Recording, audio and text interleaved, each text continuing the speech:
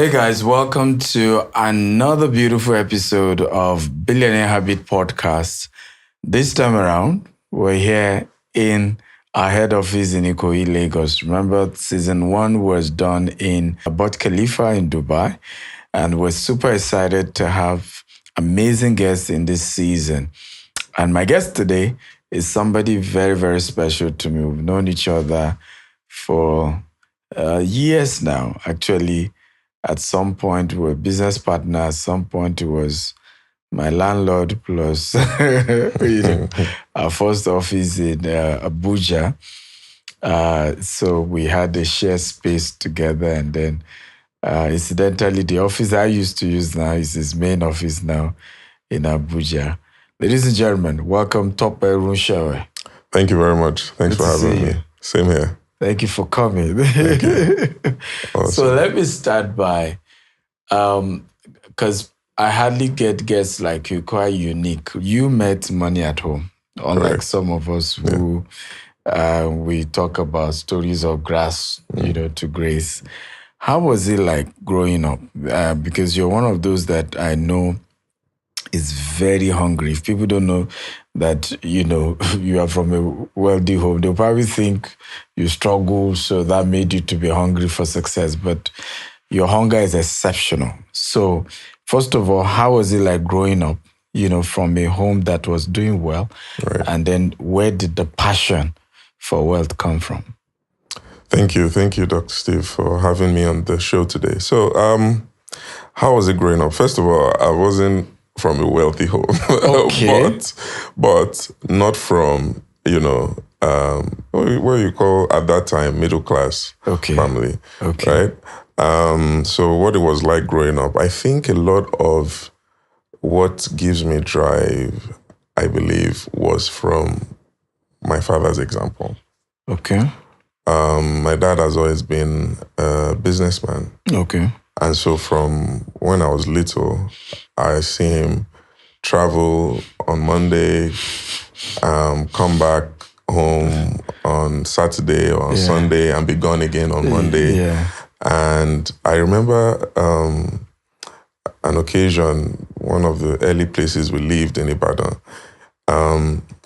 He came back home and we knew he was back because of the way the car was sounding. Okay. From whatever journey. I think that I can remember so well. Yeah. On that particular occasion, he was coming back from Benin. Okay. And apparently some cows were crossing the road. So this cow thing has been for a long time. Were crossing the road and he hit the cow, or one of them. Wow. And, one way or the other, he lost his silencer. So the car came home, sounded like a generator, And those things never left me. I just figured that life for a man is about, doing what you need to do to make sure you take care of your family. Yeah. And then when you begin to have vision, and then your vision. So, it just started with the drive of trying to understand of what I saw at home, right? Mm-hmm. But later I grew into other things, which I'm sure in the course of our conversation will come to that. But that was how I was growing up. Dad was still a businessman till today. That was all he did. That was the example I saw. My mom was a nurse. Later she started a school. So both my parents were entrepreneurs. Yeah. So that was all I knew. Did you always know you will take over the family business or you will also be an entrepreneur? So one thing I was clear about was that I would be an entrepreneur. Okay. That was clear. It was clear, and that started. So when you talk about drive and, business, that started all the way from secondary school. Wow. Because then, so if I give this example, it will sound like we're from a wealthy family. But in my last year of secondary school was the first time we traveled abroad. Okay. Can you imagine? This one is from a rich home, Jare. Was the first time we traveled abroad. Yeah. But where am I going? So, there was this little pocket money that my dad gave each and every one of us. Yes. And I, went to Liverpool Street Market in London. Yes. And I chartered wristwatches. Wow. Right? and I brought them back to school to sell, right? And so I think that has just always been there. And the same thing. And did you sell out? Oh yes, completely. Wow. And people were making, new orders. Wow. And then I discovered that, at some point I met some of my dad's secondary school friends. Wow. And one of them just decided to tell me about my dad. Yeah. And it's exactly the same thing. He did. Yes, he said he would travel to wherever and buy colored singlets. Wow. So, white singlets is the popular. So he will go somewhere, buy blue, buy red, and come and, sell to his fellow students. So that was exactly what I didn't know then, but I just learned this maybe a few years ago. So that's what started then. Uni, the same thing. There was nothing I was not doing. If I tell you the story of my uni days, there was nothing I didn't do. Was that? So, okay, now you're gonna say I come from another family. But so let me give you this background. So I was admitted to study civil engineering at University of Ibadan. Okay. 1999. Okay. However, I resumed and we got to school, and then there was a strike. Okay. So Freshers Week, registering, doing all of that, strike happened. I thought, maybe 1 week, 2 weeks we'll be back. That strike was that strike that lasted 1 year. Wow. It lasted a whole year. Wow. So after 3 months, 4 months, my dad came and said, okay, what's this boy? You're just sitting at home. What are you going to do? So I started searching, online, online in that time, 1999, was dial-up internet. We had dial-up internet. So I started researching, and then I found schools, did all of that. And then I found a school, an American university in London. So I attended Richmond American University in London. But what led to that, a few things, was first that they gave me... Did you study civil engineering? I did. I ended up studying computer engineering. Okay. But they gave me a past scholarship. And, by the time I was in my second year, at the end of my second year, I was now on a full scholarship. There were many things. So by the time from my third year till the end, I was paying zero fees. Wow. My accommodation was covered. I did many other things that but we'll talk about But that. even if you didn't get scholarship, Popsy could pay. Well, you see, these are the things that, you find out about later. Yes. Only recently, when I was talking to my dad and we're just gisting, and he was telling me that, do I know that there were those times that he took loans from the bank to support whatever looked like half of the, that because it will be time for fees, there will not be enough, and they are sent this of entrepreneurship. They will just look for, the money from anywhere, take it here, just to make sure that, fees were paid on time. So when you say rich people, billionaires, millionaires, are actually the poorest people in terms of the fact that most times it's people's money or it's loan or something. You see, this is very interesting because I was just telling a friend a week ago, we went somewhere and we needed to pay for something and the person's had a card and the POS machine was not working. And for some reason, the app also was not working. Yeah. So, the person said, okay, help me pay, I would send you the money later. It was 2 million naira. Yeah. I said, I don't have 5,000 right now. I said, but tomorrow I might have $1 billion. So this is, if you're an entrepreneur, if you're an entrepreneur, there could be a day that there is $1 million, there could be a day that there's 2 billion, there could be another day that 10,000, like now, after paying salaries last week, you start wondering what's going on, So I think as an entrepreneur, a business person, you must come to terms with the fact that, money moves. That's why they call it currency. Exactly. It must keep on moving. Yeah. You just want to position yourself so that there's more coming to you than going out of you, and that's the balance that every entrepreneur is constantly trying to, achieve. And the thing as well is that as a naturally driven person, when you conquer a particular level, you just know that you are moving on to the next. Yeah. That is just where my life is that my wife was asking me the other day, this man, when are you going to rest? You say, the target is this. When by the time we meet that target, you have already created another one. And you are just constantly, what is it? Just relax. And I just cannot get myself to stop. It is, I've tried to figure out what it is. I cannot. Part of it is nature, part of it will be nurture, part of it is learned, part of it, you grow through mentorship. You have tough mentors. Oh yeah, I have mentors I cannot afford to mess up in any way. Apart from the fact that I put myself under pressure naturally, there are also people that I look up to who are expectant of minimum requirements from me. And then there are people that look up to me as well. Yeah, that's true. There was a time one of my mentors said, Tope, you need to realize that if you fail or you give up, it's going to affect a lot of people because there are people who are looking up to you directly or indirectly. You don't even know them. Very true. Right? That if the day you say you are packed up, they're like, if Tope I say is not doing it again, that means this thing is done. So it puts a lot of interesting pressure on you. And then you get to a point that, and I've gotten to that point that it's no more about me. Yeah, it's not. It's not about. I told my team the other day. I said it's not about me anymore. If it's just me, we're good. That's fine. We're good. But there was a season where things were so tough. There was a particular project. Things were going. Everything was going the wrong way.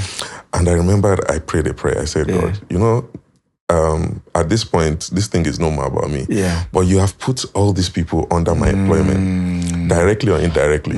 If this thing doesn't go according to plan, either you give me a new one to send these people to, or you sort this matter out. And the matter was resolved on its own. Wow. Because that prayer was not about me. That prayer was like, there are 100 plus people who are taking their daily, monthly living from this thing that we're doing. If you say I should pack it up, I'll pack it up, but just find a place for me to pack. I can't send them home. What are they going to do? I can't send them home. And for about 5 months when that, that storm was going on, I didn't send anybody home. We were paying people's salaries. And God came through because of that commitment that this thing has gone beyond me now. It's now about lives that directly, their families, people have children going to school, So I think when you take on this, it's a responsibility. It takes you to a particular realm that is not about yourself. I don't think selfish people can do this for very long. And I agree. For those of you who may not know, Tope Runsewe, he's into construction. He's this MDC of Dutum. Dutum is behind Art Hotel. They did that Art Hotel Lagos, Purple Mall. If you're in Abuja, you've seen pedestrian bridges. Some of them sponsored, I think, by World Bank. They are behind it. In fact, arguably, they're one of the biggest indigenous, locally African-owned, Nigerian-owned development company when it comes to construction. But which has been the biggest, in terms of challenges, project for you? Which was the most difficult construction project you handled? It will be those pedestrian bridges you mentioned. Really? Yeah. I thought it was the Art Hotel because I saw you struggle with that one. So you see, the reason why I mentioned that is because it moves you to a different level. So from that place, it started getting easier. Okay. Right? It was complex because of the kind of design, as you mentioned, these were World Bank funded projects. Some particular ones amongst them had disabled access. You had ramps that, allow for, wheelchair people, all of that. It was very, very complex. I remember, and part of why it was also complex is how we got the project. Okay. Right? Yeah. Where I had moved, when I completed my degree, worked a bit in the UK, and I moved to Nigeria. And when I did, the only thing I decided to do was just focus on growing this business, right? So I moved, and I thought, okay, where am I going to live? And then I just chose Abuja, right? My parents live in Ibadan. The closest thing was Lagos, but for some reason, I visited Abuja. You don't want to be too close to Pops. I visited Abuja. I love the roads, infrastructure. It was peaceful. I said, okay, if Abuja is where I'm coming to. So we came to Abuja, and I was trying to get work. This was 2009. And everywhere you go for our type of work, the only person anybody in Abuja then wanted to listen to, if you are not Julius Berger, they wanted to hear some foreign company, right? And we struggled. We could not get. But didn't your dad name and how far it's grown the company help? No. At that point, that 2009 was the first time we were getting a federal project. Oh. That particular year, right? So yes, there was some history, but it was, with state governments and, mostly in the Southwest, because that's where my dad was. He was Ibadan, Oshun, those kind of places. So federal was, our first sojourn there, So we started looking for work, and I was physically in Abuja, but we could not get any project to do in Abuja. Wow. We bidded, we just were not getting it. So a friend of mine told me, look, there are some projects being funded by a World Bank program. And the thing about World Bank is if you qualify, that's technically, once you are the lowest bidder, you will get it. Wow. So I tried, the guy told me, I just met him, in my running around. Yes. Met this guy, he helped us put our documents together. That's another thing, packaging. It's so important. Yes. We had everything, but we did not know how to put it together. Wow. So this guy paid him as a consultant, right? He put all the documents together. We submitted for a project, and then we were seeing how we were going through the stages. And we got to the last stage. We had qualified How technically. much was it? So this particular project I'm talking about was not the one we won, but it led to the bridge. main one. Yeah. So we put in for it. I think it was around 600 million at the time. Okay. But we were not the lowest. But we were at the last stage. Okay. And I saw that we didn't win because we were not the lowest. Oh. So we had gone through the process, technical qualification. They knocked out some people. We were left with like 5. They knocked out some people. Then we were left with 3. And then out of those 3, they gave it to the lowest person. I was like, okay. So now I learned. So the next time they advertised, I didn't need any advice. I just jumped on it. And then they advertised for 4 pedestrian bridges. Wow. Right? No, 6 actually. 6 pedestrian bridges. And then we put in for 3. Yeah. And my guys brought the documents to me. I knew that we would meet the technical because we had already done it before. So I said, the only thing left here now is the bill. And they said, I said, what's the markup people put? They said 25%. I said, go and remove 20. Wow. Yes. I said, go and remove 20. They said, okay, this is risky. It's going to be at a lot. I said, go and remove 20. Wow. This is where leadership as an entrepreneur comes in. It's not every time that your people understand what it is you're doing. I knew exactly what we were doing. I said, go and remove 20%. Wow. They said, it's risky. I said, I don't care. Do it. Wow. They did. And guess what? You won. The process went.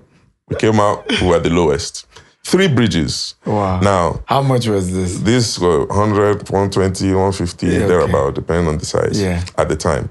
And then, the process was going on. And then the local guys were like, this company, we don't know them from anywhere. How are we just going to give them 3 projects? So they said, because we're working with them for the first time, they only recommended us for 1. Wow. So they sent the name to New York, Washington, whatever. And then Washington came back and said, no, you did not say that a company can only get 1. Wow. If they have qualified and they're the lowest bidder, give them all of them. Wow. That is why you have instruments, you've collected bank guarantees from them. If they mess up, we blacklist them. Wow. So give them the job. Wow. That's how we got 3 projects. Wow. Oh, bro. I didn't know. That was the beginning of the hardest 1 year of my life. First of all, we picked the drawings. It looked like Chinese. It looked like it was in a different language. Wow. Like it was complex. We got a team together. We put everything together. And then at the beginning, I was like, this thing is too complex. People said, okay, how about you subcontract it? So I looked for subcontractors. When they gave me their bill, it was higher than the amount that I collected. I said, don't worry, go away. We'll figure it out. And that's how it started. Wow. We did everything on that project ourselves because we could not even afford, to pay people to produce the precast elements so that we just assemble. We produced everything ourselves. Wow. We did every single thing, all the beams, or everything. At a point, people thought I had a concrete batching plant because we were producing concrete ourselves. Wow. I just what did they say? Innovation is the mother of, invention. Yes. I mean, or I was at a corner, I needed to find a solution, and I came up with a solution. We developed our own local batching plant.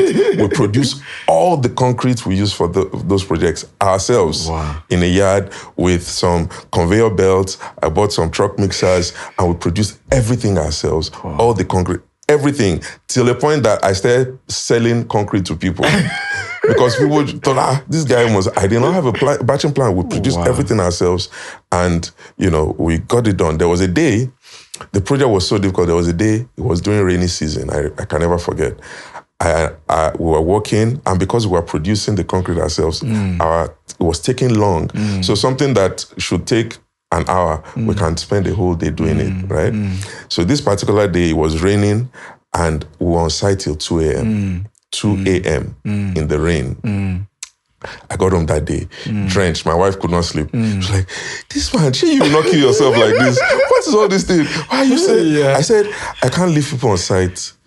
They are working till 1 a.m. in the rain. And me, I'll now come home and be robbing my wife. They must know that we're in this thing together. We are there together till 2 a.m. On another occasion, on Christmas Day, I went to church in the morning. Christmas Day, as soon as I finished in church, I was back on site. I can never forget. That day, we were doing the bridge beside Sheraton. That day, President Goodluck Jonathan passed by the site. He was going to Economical Center, which is along the bridge that we're doing beside Sheraton. And he saw us on Christmas Day working. Christmas Day. I was on the site myself. Christmas Day. I'm a pastor, by the way. I went to church in the morning. I left and went back to site because my people were working.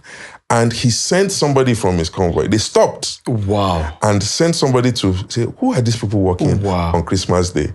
I can never forget. I gave the aide my telephone number. He collected my number. He said the president is impressed. But the story of that bridge and what that bridge has done, those bridges has done for us, I cannot finish telling it today. That bridge, those bridges, we lost money on it. But anytime anybody in Abuja, I give them my company. Is it not you that did those bridge? 8 years later, that bridge gave birth to a jetty project in Lagos. Because while we were working, I did not know at the time that, people that lodged in Sheraton Hotel, they were looking at the work we were doing. So this project was 2012, 2013. 2019, we bid for a project in a federal parastatal in Lagos. We bid again, we were in the process, we won the project. I didn't know how we won the project. But when the project started, we were struggling, funds, everything. And then one of the senior men in the project called me. He said, Mr. Dutum, do you know me? I said, no, sir. He said, I want to tell you the story of how you got this project. I said, okay. He said, he called me to Sheraton. He said, he opened his window. He said, was it not you that did this bridge? I said, yes, sir. He said, you were doing this project about 6-7 years ago. Every time I come to Abuja, I stay in this hotel. And I was looking when you people started the foundation. I will watch when I want to take my evening walks. When you people have gone home, I will come, I will look inside the pit. These people are doing a good job. Everything came up. I was watching. You finished. I was watching. You cleaned everything up, and I crossed the bridge. And then I saw your logo on beside the bridge. And I asked some people in Abuja, I said, who is this new Lebanese company? He said, no, it's not a Lebanese company, it's a Nigerian company. He said, and the name stuck in my head. 8 years later, this bid you submitted came. And I said, is this the same company? I checked your website, I saw that bid, I said, it's the same company. And you guys were the lowest. I said, as long as I'm on this seat, this Nigerian company must get this project. When I came to Abuja to defend the project, everybody on the panel said, how can you give it to a Nigerian company? Jetty. You want to give Jetty to a Nigerian company? They will mess you up. You have Chinese there. Give it to them. I said, I'm standing my ground. These people are the lowest. They're Nigerians. It is time for us to start encouraging ourselves. That is how. And then they told me, when this Nigerian company fails you, don't come back here. because we can guarantee you that they will fail. Wow. So I'm telling you now, Mr. Bisu, Don't fail. if you fail, it is not only you that has failed. I have also failed. Wow. Whatever you need to do, make sure you don't fail. Yeah. And we didn't fail. We completed the project. A year after, the man called me, he was retiring. Yeah. He said, I'm very proud of you. Yeah. Because that time we awarded this project, we awarded 3. And we awarded to 3 Nigerian companies. You are the only one that finished.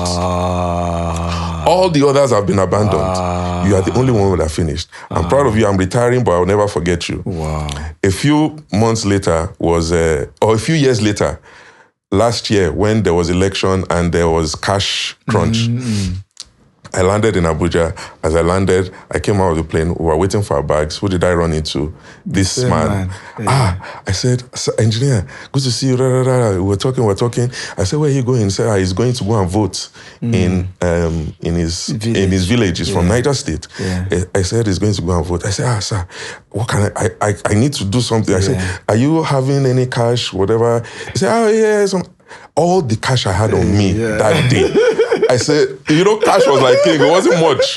At the time, I think it was like 100,000. I said, sir, the man, Nigerian people will say, Nigerian factor. Yeah. This man did not collect a dime from me. He never demanded a penny. He did the work. Anytime we had issues, he would call, he would fight for us. We finished the work. I will never forget that man. Wow. But what I'm telling you, that bridge that I suffered on, that I told my people, go and cut 20%. Yes. By the way, we left the project, we left with losses that I took several years to pay back the losses. Wow. But what it has done, the result that this one I'm talking about was 8 years later. Wow. I didn't know the person, anybody was watching. Wow. So when you are suffering in silence, just know that the universe is recording it. The time of reward, the ones you will know of, God just wanted me to know that thing that I did, this some reward. But there are others that I never would see. That people just say, he told them, if these people can do this bridge, there's nothing wrong with jetty. They can do jetty. At that time, my brother, we had never done jetty before. Wow. We had done bridge, but jetty. But not jetty. The jetty was on the water directly. Wow. To pile the jetty, it was floating barge we used. Jesus. We had never done anything like that before. In fact, when my dad found out that we had won the tender, I said, what are you looking for in the midst of? Have you done jetty before? I said that is engineering. Engineering principles are the same. Wow. If the principles we applied in doing bridge, we'll apply it here again and we'll get it done. Wow. And we did. Wow. They say favor, works in favor of the courageous. If you're not courageous, especially in Nigeria, bros, you suffer. You suffer. You are not courageous, you suffer. The things that I've done, the things that I've tried, the places that I've done in Africa, African countries, just say I wake up and head to Senegal, say we want to do business there. We have not gotten the business, but we're registered now. We're registered in Benin Republic. Wow. We've gone to Kenya to go and say, I don't know Kenyans, I don't know Senegalese people, but we will go there and we'll get it done. My next question will be, I remember, by the way, you guys have always heard me share about one of my first billionaire friends, right? I invited to my house. It was January. And I remember, if I mentioned January, in my mind, I always say bad month. I say, good news. We got this project. Can you call? Yes. And then this alert, 400 million. Can you call? Hey, I say, by the grace of God, there are some good things coming up. But one thing I never shared was that he came to my house that day taking Uber. I remember asking him, I said, Uber. What happened? And you said something one of your mentors said to you, functionality before luxury. How big was the company your dad started? Was he already doing billions in turnover before you took over? And what were the unique things you brought? I know this, but how were you able to, because today your dad is so proud of you and several other people. How were you able to channel your own path where today, I mean, it's not that what my daddy gave me, you had built an empire that even your dad is like, oh, God. Absolutely. at the beginning it was tough. Yeah. And I had to... Well, how big would what you met? Okay, what we met. My dad did a lot of work. Yeah. But for context, where we are now, in 15 years of me doing this, is not less than 20 times. Wow. What you met? Maybe close to 30 times. Wow. What I met when, I came. Because I took it as I was starting a fresh company. Okay. Right? Should others take it that way? You see, everybody's... I have a strong passion for family business, which is a conversation that we can have at another time. And that's where I'm going with because there were times that I wanted to go and start my own thing. For many reasons. First of all, there's a natural leadership drive in me that feels like I have to own my own. There's a pride that comes with it. Why do I have to do my... Yes. Can do my own. I can do my own.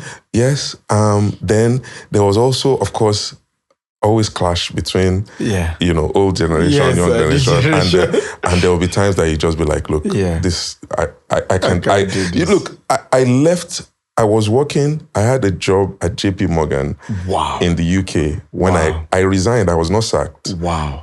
I was just promoted the time when I dropped my resignation from the UK and said, I'm coming to Nigeria. Wow. So when things were going some type of way, I'll tell my dad, I said, look, I'm not, you trained me well. I can stand on my own. Yes. I'm doing very well. I was doing very well before I came. So if you want me to do this thing the way I want, you've got to give me some, Wow. And it was tough. It was. I reported him to people. I said, you need to talk to your friend. Otherwise, I'm going to leave him alone. And fine, I'm going to go and be doing my own thing. I'll go back to JP Morgan. JP Morgan had sailed. I was not going to go back there. But I'll start my own thing. Yeah. And he just, gradually. But at what point did he finally hands off that, this guy don't prove himself? So it took a long time. And it took me taking certain decisions. Yeah. One of them, which many people might not be comfortable with, which cost me a lot, was after a few years of arguing, I realized that he who pays the piper dictates the tune. So I said, look, we're trying to, do all of these things. I said, you know what? Don't pay me anymore. Wow. No more salary from the company.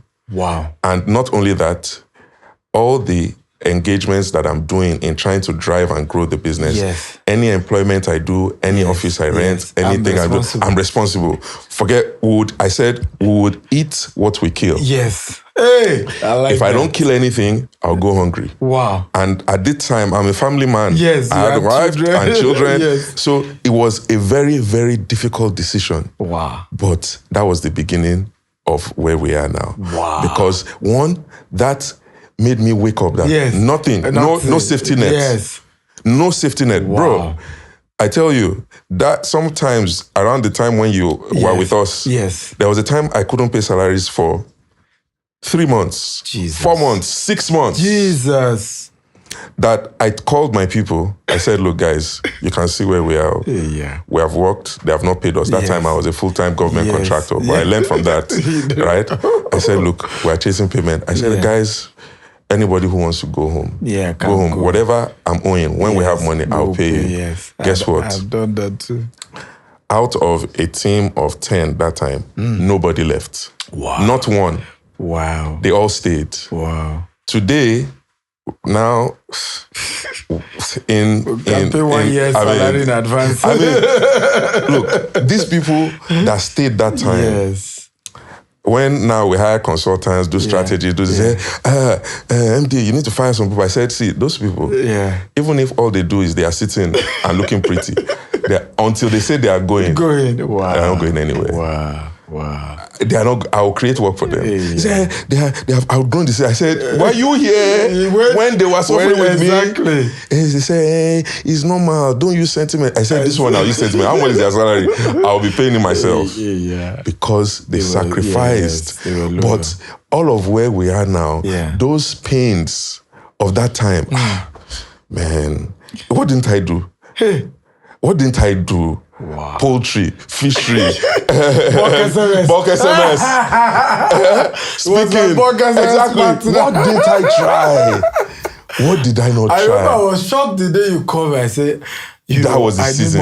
Yes, it was around that time. I need to start bulking. I said, what are you talking about? This bulk guy SMS does website. Exactly. How much is bulk SMS money? Yes, because what happened? And at that time too, I had a friend who was a banker. Yes. He was just telling me a few months ago that that time he was an account officer. I just relocated. Yes. We got this big project with Federal Ministry of Works, but a lot of that effort was my dad's effort. Oh, okay. So I keep what he killed. So I came at that time when I came, we were doing everything together. I was, managing what he was doing. Yeah. So the Ministry of Work said we should bring APG. At that time, I'm talking 2009, they were paying us advance of almost $1 billion at that time. Wow. But it was not my money. Yes. Right? So, but my friend, we went to university together. It was not according. He said, when you say, hey, whoa, don't blow.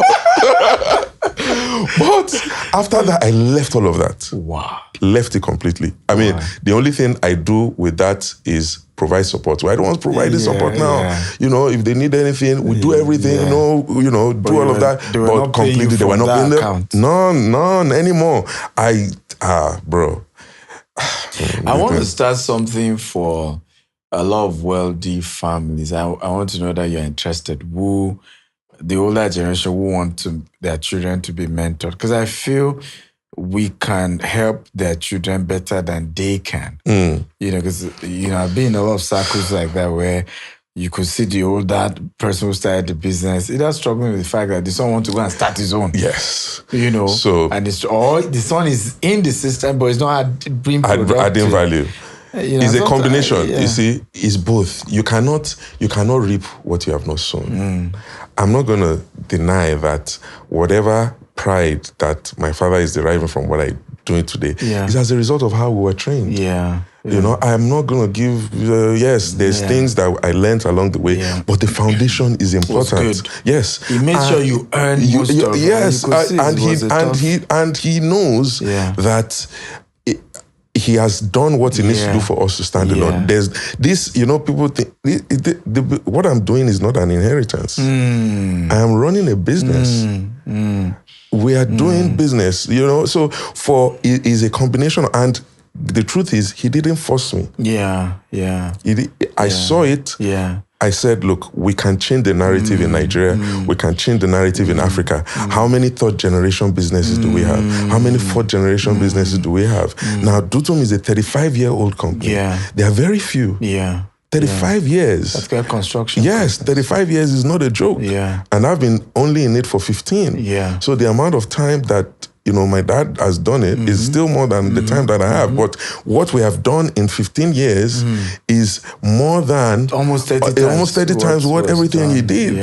And I'm proud of what he did. I'm excited for what he did. And he's also proud of what he is. It was a good foundation. But both of you there's a part for both generations to play. You as the younger one, they as the older one, everybody is give and take. It's almost like a marriage. Sometimes you calm down so that the other person will win. Sometimes you would react, but you have to have a balance, right? You as the younger person, you cannot be overly too proud. At the same time, even the older person too cannot be overly too proud because I'm over 40. I'm not. Yes, I'm your son, but I'm a full grown adult with my own family and my own responsibilities. So there are times when you, as the older person, too, has to pipe down. But I have a strong passion for family business. That is the only reason why I am doing what I'm doing, not because I cannot do it on my own. It's easy to go and do it on your own. It's actually hard to try to build this in this environment with all the intricacies that come with it. It's not as easy as it looks. Trust me. I agree. My final question will be, why is it important as a wealthy person to stay humble? A lot of time people meet me and they're like, oh, you are so humble. We love your... But I'd be like, I don't know how else to be. Just be me. And I can be tough as well. I'm not an easy person. But why is it important for people not to allow money to get into their head? There are two things for me. Two very important things that drive that. Apart from the fact that I met it at home, right? And people around me are like that. That's one. But there are two things. One is scriptural. I believe strongly that I have nothing except that which has been given to me. True. Which is scriptural. So if you have been given, why are you being proud about it? It's not yours. It's God that gave us all of these things. All the grace, the intelligence, the drive is God's. So what is making you proud? That is one. And the second is, I've not even started. Where we are going, we have not even scratched the surface. Come on. So what is it? What have we done that we are being proud about? What is 10 billion? What is 20 billion naira? We're not even started. Isn't Dangote? Does Dangote have two heads? We are talking about continental, international domination, global domination. We have just taken one small portion in Lagos. You now not let anybody rest. You are just You are a big man in banana. Now nobody can rest. You are passing siren. What have we done? What is inside it? What is inside Rolls Royce? What? Yes, I don't have yet. But what is inside it? No, I have not done anything yet. So those are the three things for me that keep me. That first is the foundation. Second is the word of God. That there's nothing that we have not been given. So why are we making pride of, making a boast of it? And thirdly is that we have not even started. Come on. I love Where we are going is still far. It's bigger than all of this. So there's nothing to be proud of. Yes, we thank God. We are glad that God has brought us to where we are, and it's been a journey, but we have not even done anything. So there's nothing to be overly over them. Anybody who is doing as they are doing, either they don't have these three things. One, the foundation. Two, that scriptural perspective. And three, maybe they feel they have arrived. So if they have arrived, fine. Arriving too early. They're arriving too early. Well, and for me, honestly, I'm waiting for when I will say I've arrived, because I don't think it will ever come. Even me. I think until the day that I'm going, I will continue to be pushing that. What next? That is what I tell myself, my children, anybody who is close to me. We have done this. What next? What next? That don't stay on one spot. Spend 2 seconds thanking God for it, doing a little celebration if you have, but be on the move for the next one. We have not even taken Nigeria. We have not taken West Africa. We have not taken Africa. We have not taken the world. What are we talking about? We have just taken one mushroom corner somewhere in Lagos. We are now saying we have arrived. No, we are not. We still have a long way to go. I love that. We have a long way to go. Wow. I wish we can continue, but we have to end. It's a pleasure. Thank you so much. Ladies and gentlemen, that's the end of another beautiful episode of Billionaire Habits with me, Stephen Akintayo. This is the Ikoyi episode in our headquarters here in Lagos, Nigeria. We love you. Have a wonderful day. Bye-bye.